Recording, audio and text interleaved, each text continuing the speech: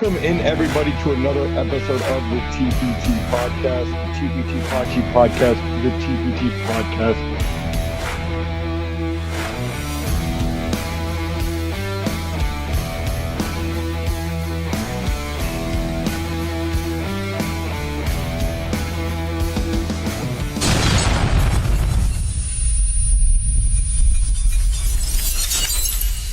Welcome in, everybody, to a Monday edition of the TPT Podcast. We got a big-time guest with us here today, former Chiefs tight end Jason Dunn. Jason, welcome in. It's good to have you back on the podcast yet again. Hey, man, thank you for having me. I'm so glad to be back. Was wondering when I was going to get a chance to get invited back on the show. And I tell you what, it's always a good time to come out here and talk football with you, man. It's always a good time to talk football with you. How you been? You been doing all right? I'm doing good, man. It's Chiefs season, Chiefs 5-1. Looking forward to another AFC West game. So I'm doing great, man. Good. Can't complain. Weather's good right now out here in Florida. It hasn't dropped too cold yet. So everything's going pretty good right now. Okay, good. You know, you were talking about the 5-1. You said, complaints, and it's funny that we're 5-1. We're hearing a lot of complaints about the Chiefs and the record, and what state they're in right now, because it doesn't look the same, or it's not the same Chiefs, and there's a lot of opinions about what's going on right now with the Chiefs, and so I know we'll get into it to talk about it, but I thought that was kind of funny you saying that no complaints, and I'm just thinking right now, talking about the Chiefs. You hear all these type of different complaints from maybe the outside world, right? Of, the referees, all those different things. And then, of course, the fans, and they want new players on the team. They don't want players on the team. What is going on? What's the problem? And so. Right. Yeah. Yeah. And that's basically what this podcast is going to be about. It's basically therapy for Chiefs fans right now. I guess me and you have to be, sit there and kind of just calm Chiefs down a little bit. I will be the first one to admit, because I know I have family members that listen to the show, so I cannot lie.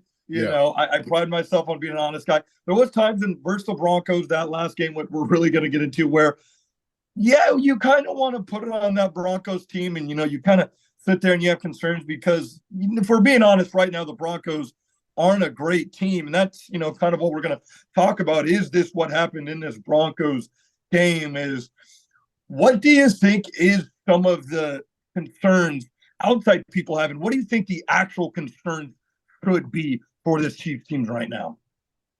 I think some of the concerns, to be honest with you, is dealing with maybe inconsistency on the offensive side of the ball. Yeah. That's the main thing that we're looking at. Maybe also, too, and I know it's a little controversial for people to say this, but PM15 maybe not be playing his best football right now. And so I know he's out there trying to figure it out, because he's got a young wide receiver core. He's got his ace in the hole and Travis Kelce. Isaiah Pacheco's been doing a tremendous job. But I think it's right now they're trying to have an identity with so many different type of individuals that they're trying to put together. Other than that, I think that's one of the main problems. Another problem I would say is, when I said the consistency, it may be also, too, some of the calls that's being made on third down or the red zone. At least for me it is.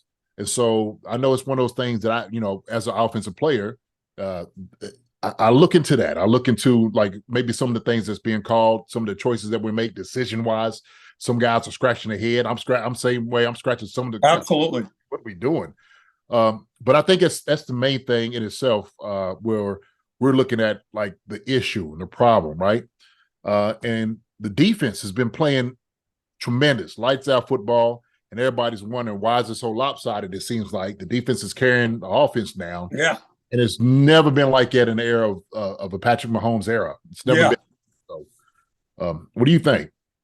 Yeah, and to me, you kind of nailed on the head. And what comes down to me is, obviously Patrick Mahomes is not playing his best ball. It's everything you just said. And at times, there's a time where Andy Reid tries to get too cute. He tries to get too cute.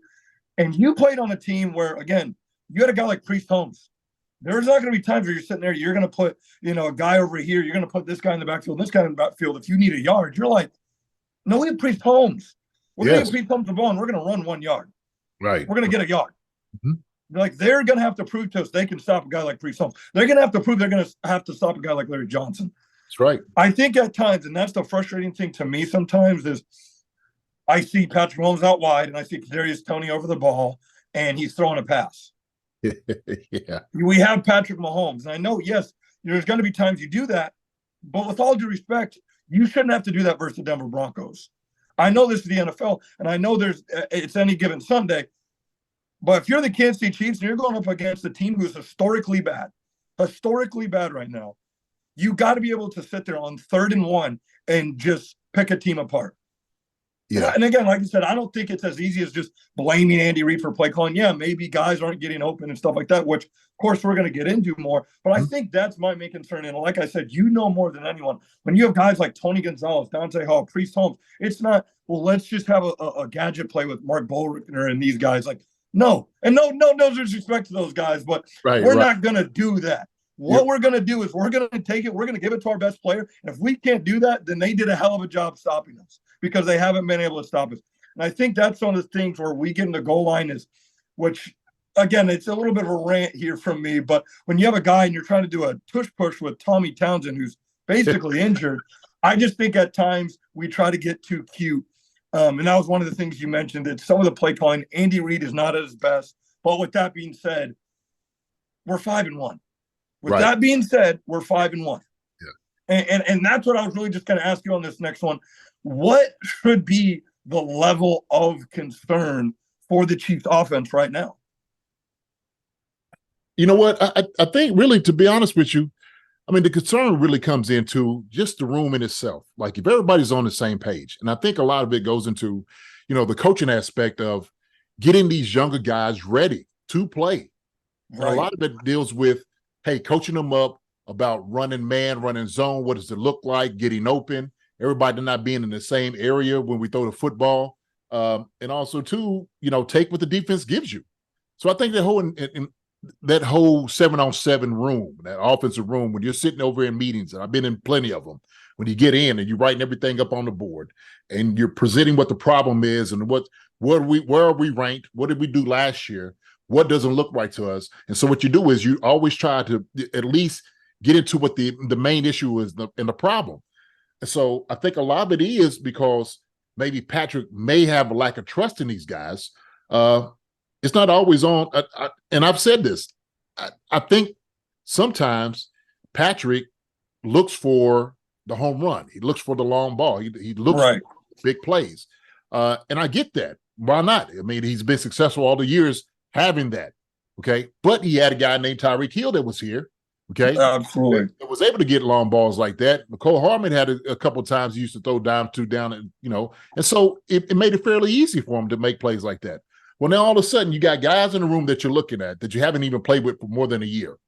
Right. I mean, that's really who you're looking at. Other than Travis Kelce in there, all the wide receivers are new guys to you, every single one of them. And so they don't quite understand what you're thinking. And so you got to make sure that they understand what your thought process is on every single play. Okay. When it's ran, when the play's coming out there, they know exactly what it is that they need to do. And I think there's a lack. Communication is just off. It's just off there. Right. And so a lot of people have been talking about as well, hey, where's the number one wide receiver? Okay. We always keep bringing in who's the number one. And I tell people all the time, this is not your typical offense.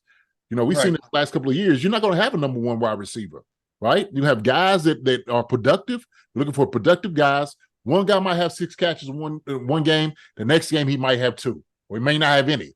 And so that's just how the whole thing of the Chiefs offense goes, right? But I will say this, the one guy that we know we can lean on and has been a breath of fresh air is Isaiah Pacheco. And what you were saying before about giving it to Priest Holmes, give it to Larry Johnson, give it to you guys that make plays. Isaiah Pacheco needs to put his hands on the football in the red zone or right there going in from the 10. It makes no sense whatsoever why he shouldn't be getting runs like that. And I looked over these past few games, and we get down there, and it's almost like we're looking to pass the ball first. And Isaiah Pacheco's been eaten. These guys up front, they love blocking. They love the physical part of the game. Donovan Smith, Jawan Taylor, Thuney, Trey Smith, Creed, all those guys love hitting guys. They love hitting. They do. Right. Sit back, kick at in the kickback, trying to stop guys on the pass. They don't want to do that, right? So give the guys what they want. They love sometimes it's just a bully ball, running it hard, right up the middle, off tackle, whatever you need to do to get into the red zone or the end zone. So I think, man, some of those things, we just outthink those things. I think Andy's trying, like you said, getting cute and he's just overthinking things, right? But to me, man, sometimes it's just got to be just, your basic stuff that you have to do. Sometimes, and this is what we used to do. We used to tell people, we are running right here, okay? This play, you stop us, all right? We're running this play again, right here at you. Yeah. You stop us. And that's how it was. That was our mentality. And I want our mentality right now for the Chiefs to do the exact same thing, okay? Because you got now a runner who's running tough, who's running hard, okay? So that's what it is. Yeah, and that's kind of what I'm saying is it does have to be a thing where in between the 25 to the 50, 45, Isaiah Pacheco's getting 5, 6, 7 carries on a drive. We get in the red zone, and it's almost like we feel like we have Mahomes, so we'll just pass it. No, this guy's killing.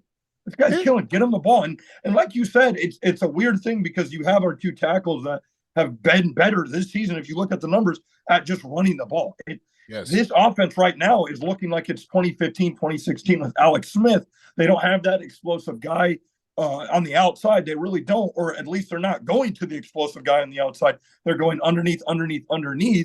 And something else you said is really what I'm seeing is I think Patrick Mahomes is just, he doesn't have the trust with some of the receivers yet. Or I think it could honestly be we're just not giving enough looks to some receivers. And one guy, and I'm curious your thoughts on this, one guy who I think needs to get more looks, and he's playing lights out as a rookie, is Rashee Rice. I think Rice is absolutely playing lights out as a rookie. He had that long run, I think it was a slant route in the second quarter, late in the second quarter. He really didn't touch the ball again till the fourth quarter. And I think those are the type of things where we got to do better of seeing, like we just said with Pacheco, a guy will have a game where he's killing it, and all of a sudden we go away from a guy like that, and he only gets 2 carries, 3 carries the rest of the game. Those are the type of things I'm not understanding early on the season with the play calling. And again, like I said, I don't want to go into full panic mode because we look at the numbers in 2021, this Chiefs team was averaging about 24 points a game, which we're averaging now. In the end of the season, averaging about 32 points a game. So Rice is a guy for me who I think they need to get more looks to. Who's a guy for you they think this guy needs to get more looks on the offensive side of the ball? I had to say, without a doubt, I agree with you on the Rashee Rice. Rashee Rice has been doing a tremendous job getting open, using his body to catch the ball. His burst, I mean, the last game, the burst he had actually catching the football and getting up the field, I'm just like, whoa. Right. Yeah. Whoa. Okay, like if this is what this guy's got, okay, then we need to feature him a little bit more, okay? Because we're not getting that at other guys out here. No. We're not getting that from other guys out here. So why is he not being the one that's being favored, in this offense to get him more, more looks, okay, more playing time? So Rashee Rice has been he's been doing a tremendous job in the passing game. Now I will say this though, his blocking has suffered, okay? Right. A lot of that is just, you are the rookie part. You're still trying to get that part of it because you probably didn't do a lot of it in college, and so. Right. But they're asking him some big things now because he's playing that slot. So he's got to block down on defensive ends, outside linebackers, which there's some big boys out there. And so he needs to get a little bit more involved in doing that a little bit better. I will say that. But as far as like athletic ability, catching the football and making plays, I mean, he's right there. So he's one of them. The other guy that I would say that we probably need to get the ball to is Jerick McKinnon. Jerick McKinnon. Yeah. Right. He just absolutely. We threw him a couple passes last week, and he caught one and just took it and just looked silky smooth run up the ball. And I'm like, he had that play. I mean, it all ultimately got called back. Right. Yeah. Again, I think on the screen games, he's one of the best screen guys in the league when it comes to screen pass. Last season, he had 9 touchdowns. Yes. 9 receiving touchdowns. He had a lot more touchdowns than some of the best receivers in the NFL. I think he's big on the screen game. I absolutely agree with you. I don't know where Jerick McKinnon has been. You know what? I have no idea. And the thing is, because he's so patient, he's got very good vision. He can see it all, and he takes his shots. He knows how to just get in and out of like all the mess in there, right? Like that's part of like being a great runner in the screen is being able to navigate through all of that space. And he does a tremendous job, man. And I remember a reporter was asking him, like, man, where you been? Like, what are you gonna get some more looks? He's like, hey, man, I don't know. So I think he was kind of wondering why he's not been getting a lot more looks on his end. Right. You know what? Jett McKinnon is another guy that, like you said, 9 touchdowns. He has to get the ball in his hands. He's a playmaker. We need to get the ball in his hands. And people's talked about Justin Ross. And I'm one of those. Yeah. That's a good one. I was going to ask you about is one of probably the most hyped Chief players in a long time is Justin Ross. Do you think like people are saying is that something that's real that the Chiefs do need to look at him more, or is it more just wishful thinking? No, I think I believe that the Chiefs are getting a full evaluation with him at practice about what he can do, maybe the offense, and what they're, pretty much is he fitting the bill of what they're asking? Is he doing everything right? Is he doing everything consistent? And so if Patrick Mahomes is having trust issues with the guys that's out there right now, and the coaches are like, well, maybe Justin Ross, we're having issues as far as trusting him. Maybe that's why he's not getting the playing time. I don't know right now. Right. They're so like, oh yeah, he's very talented, but it seemed like there's always a but or right. Never finish it up like, yeah, we're going to get him more playing time. We're going to get him more touches. Well, you can say that, but we need to see the results of it. We need to see him actually in plays, making plays. And the one he was in when he caught the ball over top, he's like, same thing. It's like, well, shoot, this is what the kids got. Why aren't you throwing more balls like that? Why if you're going to be throwing the ball in the red zone, why isn't he in there to catch balls over the top of corners, right? Let him climb the elevator to go get the ball. Let him go do it. So I thought this past week, because it was the Broncos, that he was going to get a little bit more playing time. Right, yeah. Yeah, and he didn't. So I just the whole like conspiracy theory of like, well, they don't want to put him in because he's an undrafted a guy, free agent, and he might show up the second rounder. And I'm like, come on, man, listen, we're trying to win. And Priest Holmes was undrafted, and he was that. So that I don't understand that. What something else I'm not getting from Chiefs fans, and I love the Chiefs kingdom. Yeah. But when we're talking about, Andy Reid is experimenting right now because the real season hasn't started yet, and that's when we play the Dolphins. This on the other. So why isn't Ross? Why isn't Rice? Why isn't these rookies got the ball more? You can't have both of those statements at the same time.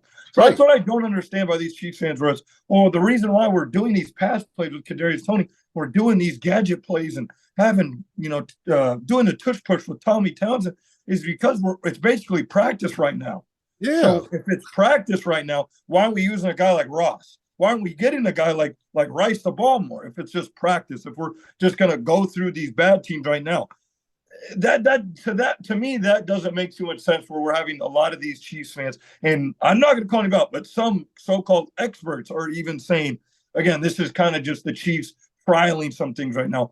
I'll never understand that, and that's why I ask you: is that something where when you played with Dick Vermeil, it was, hey, we're going to throw a bunch of new things out during the week to just see if we can do them? Or is that just kind of false narrative?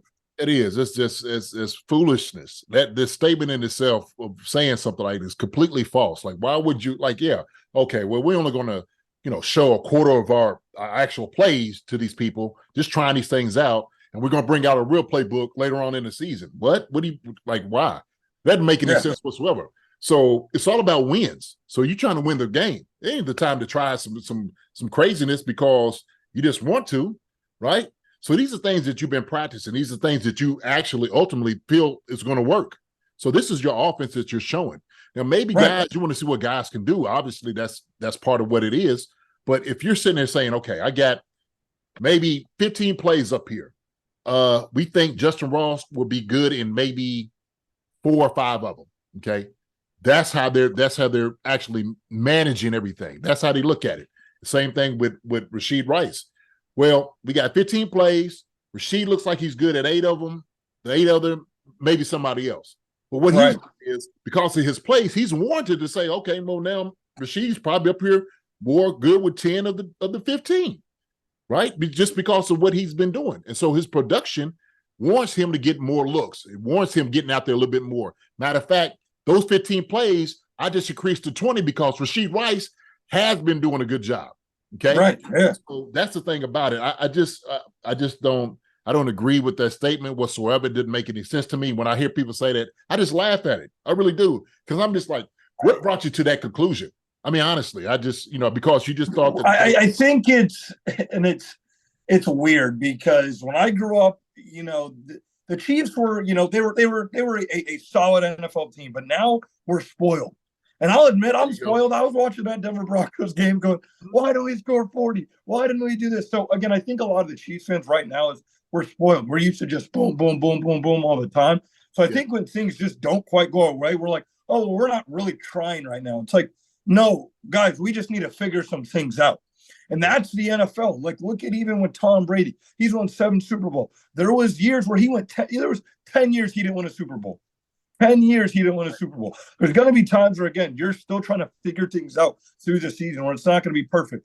But what I don't want is where we have two sides of the people who think we don't have any concerns, which, of course, there's going to be concerns. And then you have the people who think, oh, my goodness, the boat is sinking. Everyone abandoned ship.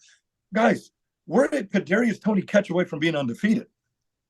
Yeah. I want every Chiefs fan to realize we're a Kadarius Toney catch away from being undefeated, him catching that ball versus Detroit, us kicking a field goal, and game over. Game's over. It's that simple. Yes, there are concerns on offense, but I will say this: your defense right now is the second-ranked defense by most metrics.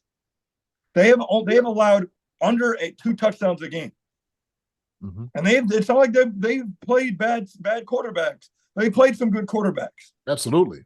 So this is what I want people to know is they're winning in different ways. It's not going to always just be a Patrick Mahomes show. Like you said earlier, is what I'm really encouraged by. Yeah, you have receivers not catching the ball, and MVS and Sky Moore, and you have guys like that who've not played well right now.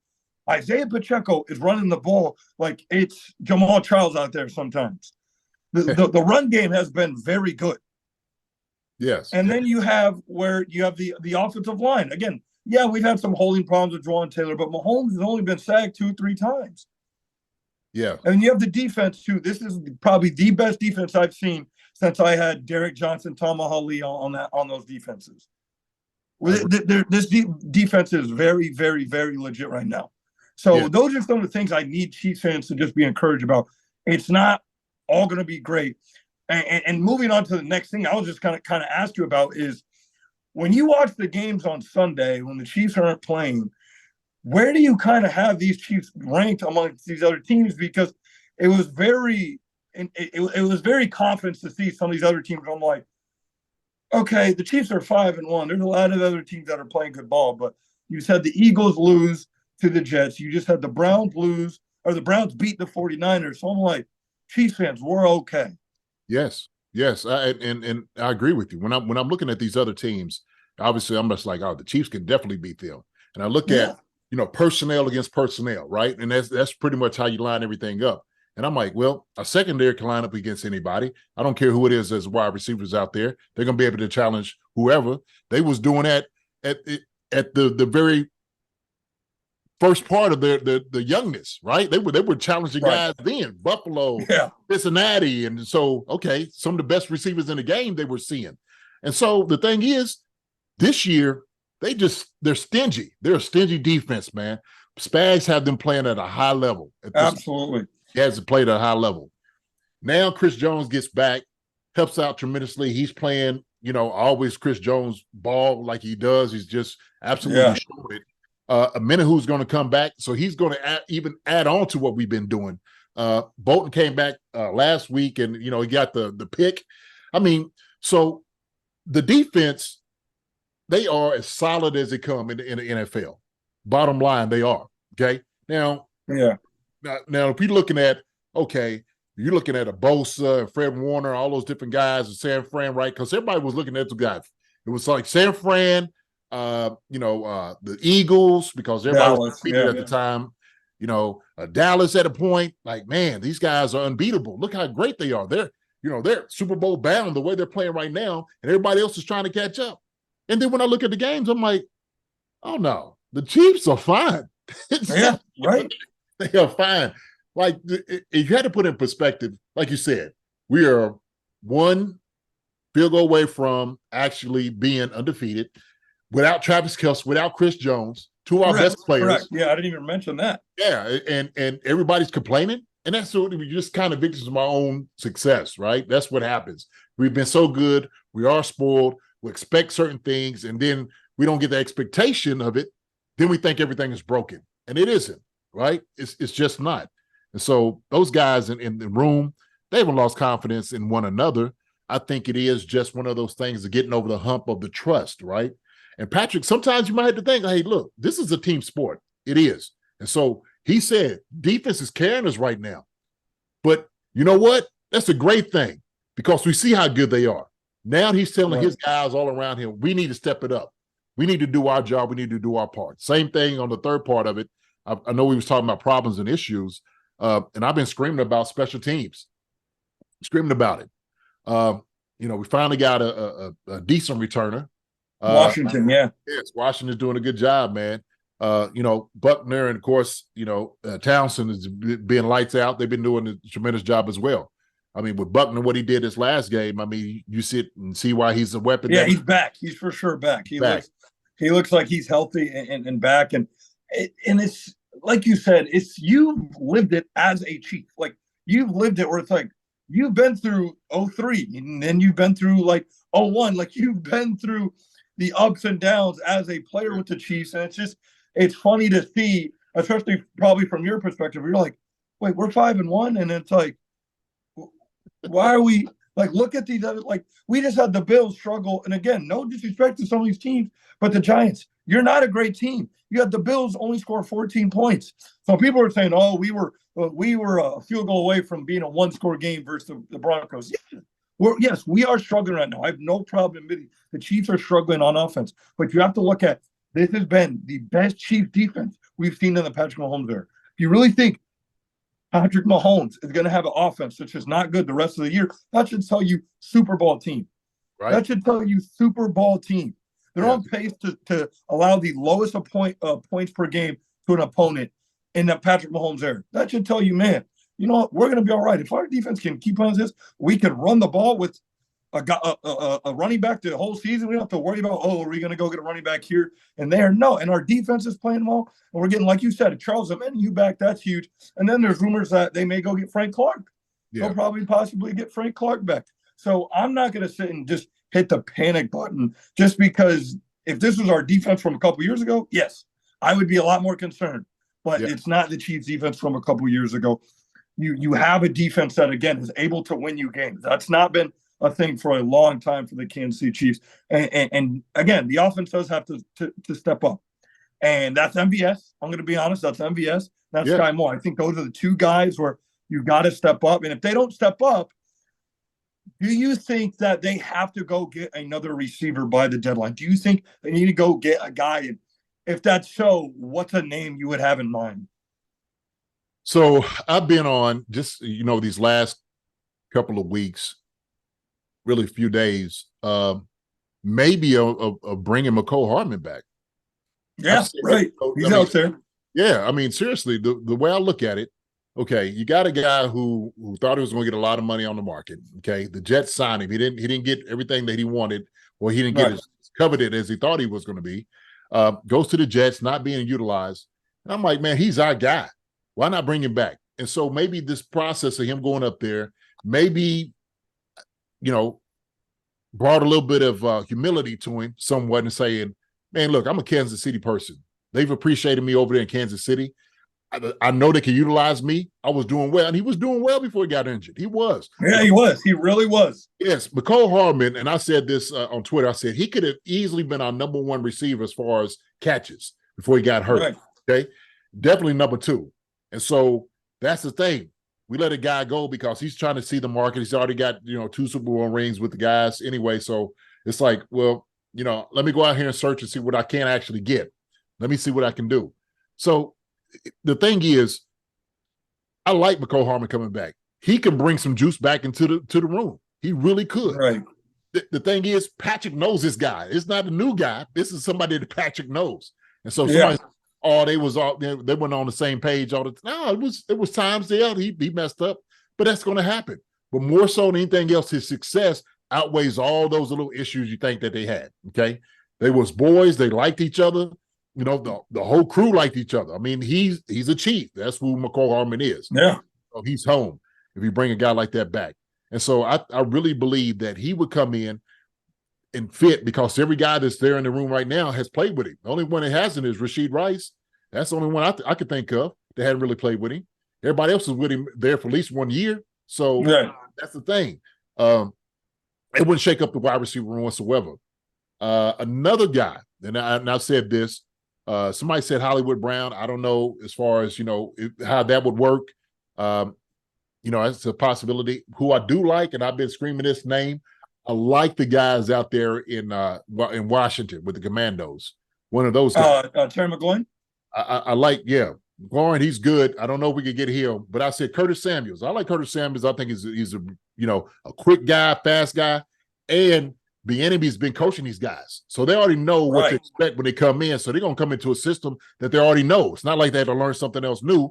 Bieniemy's been giving them that. That's the whole system because he's under Andy, Nagy, and all those guys. They're speaking the same terminology. They're doing the same thing. I think that's an easy, smooth transition. And I like Curtis Samuels. I think he's a very talented wide receiver. He can make plays. And so those are kind of the names that I'm looking at as far as the wide receiver room. And if you don't have those two guys, I'm fine with what we got in the room. I don't mind being patient and let these guys develop. I think we found something in Rashid Rice that we do well. And I believe exactly what you said. MVS and Sky Moore needs to step up. Somehow, some way, we need to be able to do that. Sky's been open. Patrick hadn't quite found Sky the way that he needs to. And I think he's just been he's been in that whole I don't know, like this Lolar world of well, you're not getting a look, so everybody thinks you suck, right? It's just not getting the look. Right. Not getting the opportunities. The ball's not coming your way. So everybody thinks, well, Sky Moore is terrible. Well, shoot, maybe sometimes Patrick's got to give him a chance. Sometimes you got to give him an opportunity. And maybe he hasn't done that. And so maybe between this time, these next couple of weeks, Sky Moore can come back and start really establishing himself to the guy that we think he is. So that's what I'm looking at. And Kadarius Toney, right? Kadarius Toney has been hurt. Yeah. Especially Toney. I mean, Toney was a guy a lot of people had high hopes for. And I think just, again, in general, everyone, certain guys, the ball hasn't just bounced away, but I think collectively as a receiver group right now, the only one we can say which is crazy in the Andy Reid offense. I mean, there's Deshaun Jackson, Jeremy Maclin, and Tyreek. Those are the only rookies in an Andy Reid offense who succeeded. And then you have Rice, who's playing well right now. Andy Reid has typically not played rookies a lot, and to see that he's getting the reps he's already getting now, and we're sitting here going, we want more and more and more from a guy like Rice, speaks a lot to how well he's playing with a guy like Patrick Mahomes. I think Patrick Mahomes is a big trust guy. He's a guy where it's like, if you can be a security blanket, he's going to go to you. Yes. But if you haven't kind of had that rhythm with him, he's like, I don't know if I can throw this ball to you because I haven't had trust with you. But I think McCole Hardman, a lot of people may say, Patrick Mahomes never really liked McCole Hardman. He never really liked him. He's a guy who's been on 2 Super Bowls with a guy like that. He's been in the trenches with that guy. So he is the guy I would like to go see them get. People have mentioned Hollywood Brown. Kyle Pitts is a good one I like. I don't know what draft pick they would have to try to give up for a guy like Kyle Pitts, but I would love to get Kyle Pitts kind of, in the future to be that Kelsey replacement. That would be huge. Like you said, Curtis Samuel is a good one. I've seen a couple people say Curtis Samuel. They do need an outside guy. They need a guy who can stretch the field, in my opinion. When you have a guy like Mahomes, he's not Alex Smith. Alex Smith, you tell him, I need you to throw the ball 5 yards 100 times tonight. He's going to go, okay. You got a guy like Mahomes, he's going to get that itch in the back of his neck. Right. And he's like, I need to get it out. I want to get it down the field. I mean, that's what type of game he is. That's like telling Steph Curry, don't shoot threes. Yeah. He's the type of guy that has played his whole career where he has someone that can stretch the field. Last year, it was Juju. These years before that, it was obviously Tyreek Hill. So you have to find a guy when you have a quarterback to fit that system where he can take those shots downfield. You have to try to find a guy where you can have a deep threat every now and then. And I thought that guy was going to be NVS because he's such a fast guy and he's such a tall guy getting down the field. So he's the guy really I'm looking at. I'm like, hey, man, I thought you were going to be the number one guy this year. You're the guy who's really just got to step it up. Because, again, you're the outside guy. But look at really it. Who's been the guy for? Who's been the one stretching the field for us? Who's the guy that he's throwing deep to? Watson. Justin Watson.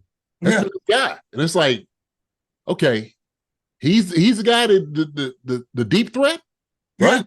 MVS. How come you're not getting these looks? Okay. How come you're not the guy? And so the same thing is like, okay, Justin Ross, he can be that guy. Now that Justin Watson is out of, he's hurt, right? Unfortunately, now Justin Ross can maybe get some looks. But we need a guy like that who can stretch the field, get behind the defense, go up and go get it. Go challenge the ball, okay? The ball's in there. Go snatch that joker out of there. That's what you need to see. You need to see an athletic guy going up there and making a play on the ball. So I agree with you, man. MVS should have been fit in that bill. It doesn't make any sense why he's not. Okay, to me, I don't know what his role is in the offense. To be honest with you, I really don't. Is he just a clear out guy? Is that what it is? Because teams are sitting there was like they're not throwing the ball to him. So why even why don't you just kind of play off him a little bit because he's not getting the ball. So I just he needs to start showing a little bit more. If you're going to be the guy that we knew who you were when you was up there in Green Bay, take the top off the defense, we need to see a little bit more of that here. So and I agree. It's if those guys aren't going to be the ones that do it, and like you said, a guy I just would love to see in the red zone more is Ross. He's 6'4". He's taller than some of our tight ends. Go give him a fade around the back of the end zone. It's better than what we have some of these other guys getting open right now. I think they do have to start saying, you know what, this guy's not getting it done for us right now. Let's try Ross right here. Let's try Rice right here. I think really it's like you said, it is kind of crazy. And again, I love Watson. He's great player, but it is kind of looking at it going, he's our down the field threat. And the thing is this, JD, if we're thinking like that, who else is thinking like that? Absolutely. The defensive coordinators are thinking like that. The corners get like that. Doesn't matter if he beats him or not. They have in their mindset, wait, this is the guy I got to look for down the field. This is the guy I got to look at. They're going to have that type of confidence with them, and that's going to play over onto the field. So it's like they do got to find someone. When you have a quarterback that fits throwing the ball down the field better than anyone probably in history, they have to find a guy. So if it's Hollywood Brown, if it's bringing back a guy like McCole Hardman, I would love that. Bring back some of these guys who've been around, know how to win as a Chief. I mean, Sky Moore and MVS, I think by now it's kind of like I see a lot of Chiefs fans saying, well, they've only been with him for a year. You got to know by now what Patrick Mahomes is, knowing the offense. Yeah. Knowing the offense. It's not always, they got to have more time. Rice, we can say that. Ross, we can say that. Right. But guys like that, we can't really say that. Going into a game with this Chargers team, one of the last things I want to talk about before we get out of here is previewing this Chargers game. Is this isn't going to be another game where we're playing a team like the Broncos. And as I'm watching that Broncos game, I never thought we're going to lose this game because it's the Broncos. The last 5 meetings we've played the Chargers, it's ended in one score. Yeah. The last 5 games, it's ended in one score games. This is a team the last couple of years who's kind of taken over the rivalry from the Raiders and the Broncos to insert themselves as the number one rival in that division to the Kansas City Chiefs. That's right. So this has got to be a game where the Kansas City Chiefs have to have someone step up. What are some of your thoughts on playing this Chargers team going in to a team where we know the Chargers are playing right now versus the Cowboys, and they looked good after starting out pretty slow? What are the Chiefs got to kind of ramp up going into this game in in Kansas City? Look, we understand that Keenan Allen is a problem out there. He's one of the guys that they always going to try to lean upon. So you got to stop him. And so Spags defensively has to get after Herbert. That's the thing about it. I think Herbert is a great quarterback, okay? Not to take anything away from him. but he gets rattled like anybody else. And the thing is, when you see the pressure, and I was looking at a little bit of this before we got in, and I was just watching how when you bring pressure up on him and you throw some different looks, the ball's it's all over the place. You can see he's shell shocked. He does, and so that's what you have to do. When I came out to the game last year, and it was the same thing. They were just hitting him and come after him, just clawing, scratching, and that threw him off. I mean, he didn't sit his feet well. He couldn't throw, and that's the thing with a guy who's staying in the pocket, trying to stay there, not trying to move. You got to make him move, okay? Because that's the thing. You got to make him move out of his grasp. So I think the one thing defensively is you got to always attack and make sure Keenan Allen doesn't get started. Justin Herbert don't have time to throw. Austin Eckler, if he's in a game and doesn't get hurt, like, what he does, you just can't get him going either. Defensively, we understand, look, they got a great pass rush. They got a good defenders, and they can play. We got good corners. We know that. The thing is, this is going to be a good challenge for our wide receiver core. It's like every week when you know that you're looking on the other side and they got Patrick Surtain, Derwin James, they got this. And so, every week in and week out, okay, wide receiver group, time for y'all to start showing up. What we going to see this week? My thing is we keep doing the same thing with Pacheco, open up the pass with the run, okay? And I think that's going to be, what you had to do to be successful against these guys. Yeah, and my thing is, you just nailed it on the head, is the thing that's, I think, kind of been another concern for the Chiefs is they're running the ball great. We all know that. We all know they're running the ball great, but they're not able to do play action because most of the time on play action, you're able to set up a big play. You're able to set up a guy down the field.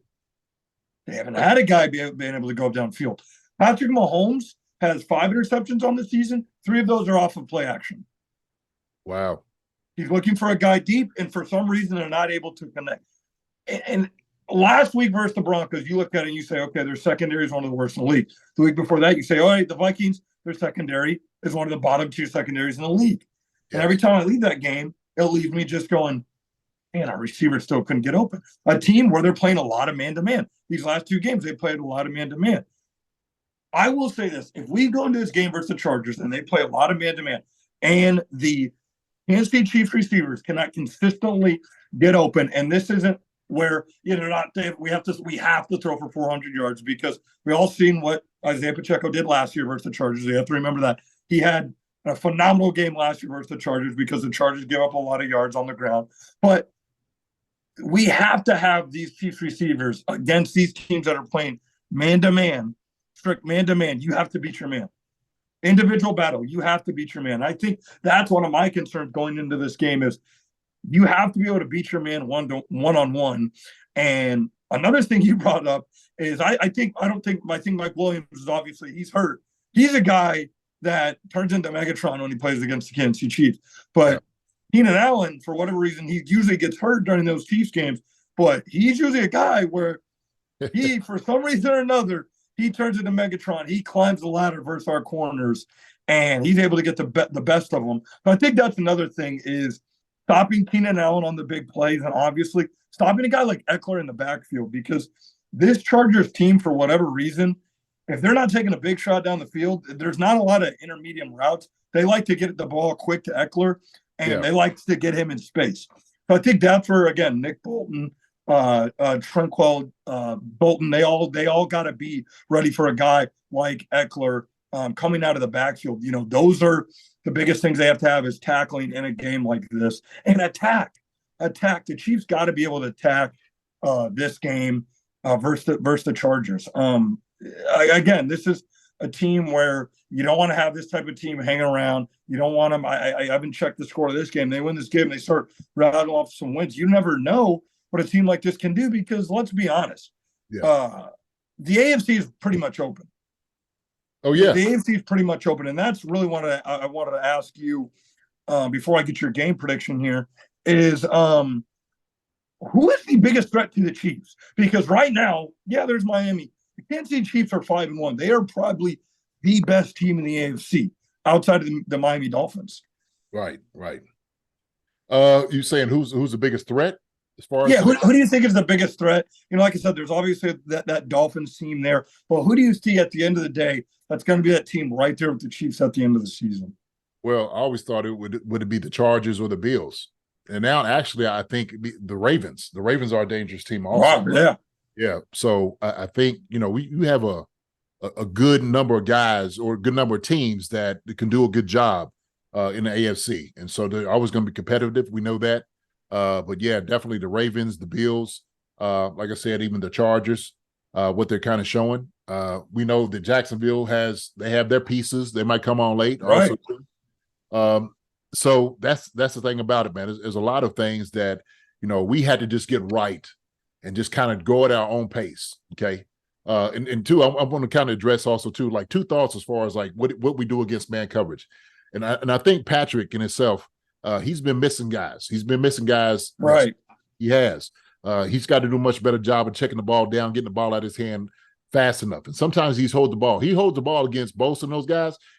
It's going to turn bad. Yeah, it's going to be. And that's someone we didn't mention is a guy like Juwan Taylor, who hasn't had the best season, going up against a guy like Bosa. Yes. Especially if they're playing man coverage. Right. So man coverage, what you had to do, which you do a good job of, you got to do a lot of pick routes. You had to do a lot of crossing routes, things of that nature to get guys open. And so if you're not, man coverage, because good corners and whatnot is always going to be difficult, and you're not going over top, for the 50-50 ball, then make some rubs, do some rubs, get guys open, maybe some double moves here, arrow routes, run in and come back out. And so I think when you do things like that, isolate, obviously Travis Kelce too, there's ways you could definitely beat this team. And that's the way to get guys open on man. That way it looks like, okay, we're not just trying to run, a comeback or something like that. Maybe it's our strong suit. Maybe run a guy, run him off. Okay. You see the dig off of, underneath, then you get something, maybe a corner route, things of that nature, high, low, some backers and some corners is always good to do. But Patrick would definitely have to have play a much better game. And then also too, we was just talking about like in the AFC in itself, I just think the pace that everything is going, that it's good that everything is happening right now. Okay, because you still got time to figure everything out. And like you said, we're week 6. 5-1. Yeah, it's week 6. It's 5-1. And so if this is our biggest worry about trying to get these guys going on the same page, and it's our wide receivers, I'm fine with that. Those guys will get it figured out. If anybody can get it figured out, PM15 can get it figured out. Okay, the best in the business at the quarterback position, he'll get those guys going. No doubt about it. So I have a lot of confidence in offense and Andy and those guys. The defense is all they need to do, keep playing like they're playing, okay, and get even better. So I don't have anything that I'm worried about whatsoever. Now I will talk about the prediction of the game. I will give you my prediction though. So I do think that the game is going to be 28-17. I think that's what it's going to be, 28-17. Okay. And I think Chiefs, yeah, of course, Chiefs. I just, to be honest, we keep going back to it. I still think we're one of the best teams in football, if not the best team in football. I really do. Okay, right. You may sit there and look at other things and all the flashy guys, like, oh wow, look who San Fran has and look who Philly has, and then you look back and say, hold on, well the Chiefs got Chris Jones, Nick Bolton, McDuffie's playing out his tail. Reed had an incredible game last week. Yeah. Oh, yeah. Oh, when I'm telling, that's probably the best game I've seen, at least for him. Yeah. Complete game, like hitting and whatnot. I was just like, man, this dude's got a whole different motor right now. Yeah. I don't know what pissed him off. I don't know what. And I will be the first one to admit, he hasn't been my favorite Chiefs player, but he's playing well right now. And the quarterback room, the PFFs, I know loves them because they're the high.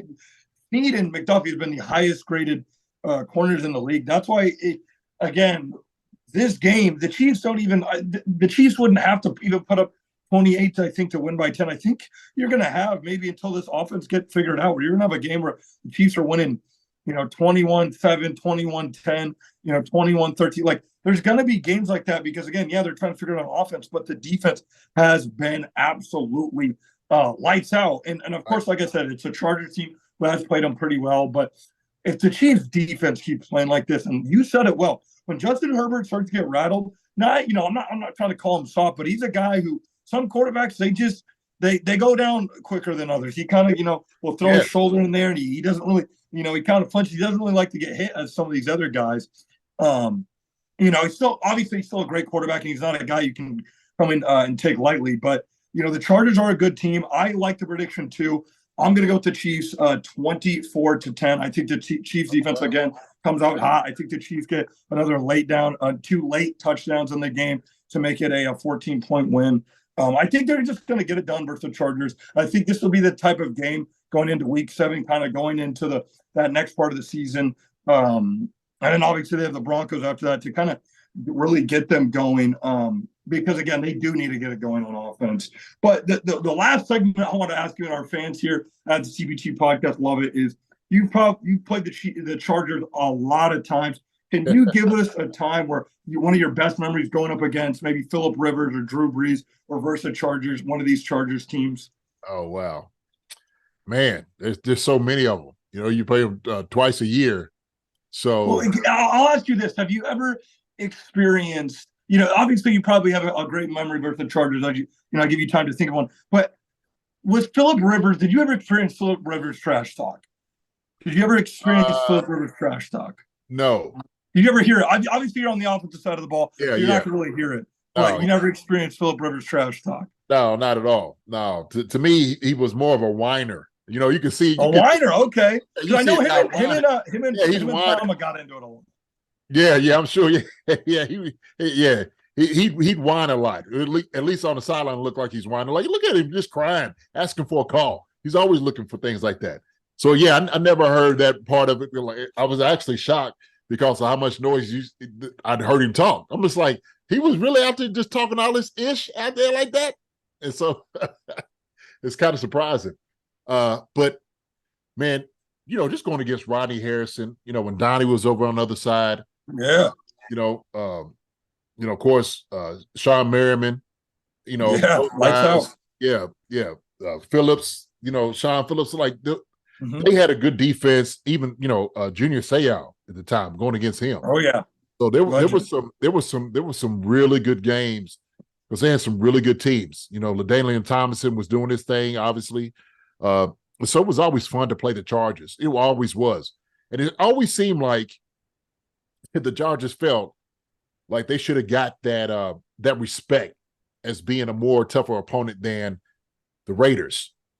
They felt like they should have been the rival. Like, look, we're better guys. Why aren't you looking at us like you look at the Raiders? Really, it just felt that way. I don't know. So yeah, and that's funny you say that because even going back to like Len Dawson, they've always said the Chargers were always the team that gave us the biggest fits, but for some reason we just had that hatred towards the Raiders. But for some reason or another, the Chargers were that team that always just had those close games, or especially again when you were playing for the Chiefs at that time, the Chargers, they had LT, they had those players, they were that best team in the division, but it was always like Chiefs Raiders, and it's kind of like, why don't we get that respect? And that's kind of what the Chargers are going to be playing with coming into this game. Is they're they're going to be coming in with that type of mindset where it's like, hey, you know what, like we can come in here and we can still play ball. We were with you guys till the end last time we played you guys in Arrowhead, but you got that 98-yard pick six, so they're going to come in hot and ready to go. Like you said, this is honestly one of the, I think, better rivalries in the NFL that just does not get talked about enough because the games are always just either a walk-off touchdown by Kelsey or you have, Lawrence Tyne back in the day hitting a game-winning field goal or whoever, Dexter McCluster doing his thing versus the Chargers. Someone always having a big play versus the Chargers. Before we get out of here, JD, tell everybody where they can watch you. We know you're on Chiefs Concerns. Tell everybody where they can listen to you, where they can watch you. Yeah, so man, we're on Apple and Spotify. We do our thing on YouTube, Chief Concerns. You can go check it out.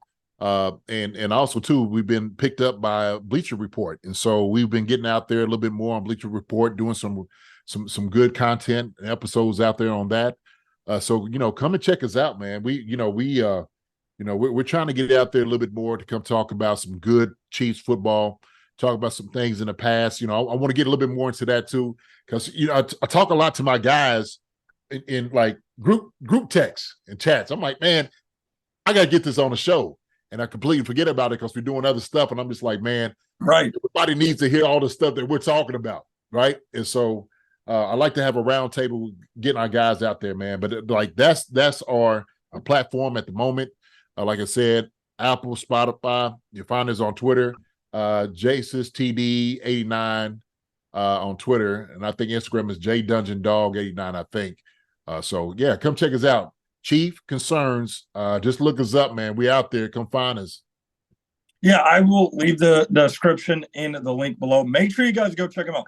You're not a Chiefs fan if you guys don't go check out their content. They bring in big time Chiefs players, former Chiefs players. Honestly, out of all the Chiefs podcasts, including myself, they bring in the best people to come in and talk Chiefs ball. So you guys have to go listen to them, or we're gonna claim you to the Raiders. Okay, guys. So go listen to Chiefs Concerns. They do an awesome job over there. Make sure, of course, you guys like and subscribe this video. Jason, thank you again for coming on the TPT podcast. Hopefully, we can get it done versus the Chargers. You said 28-17? 28-17, yes. 28-17. I'm going to go lock it in on my bookie. That's what I'm betting, 28-17. So I'm going to go lock that in. But thank you again for being on the show. Thank you, my brother. I appreciate it so much. All right, everybody. We will see you guys next time on the TPT podcast.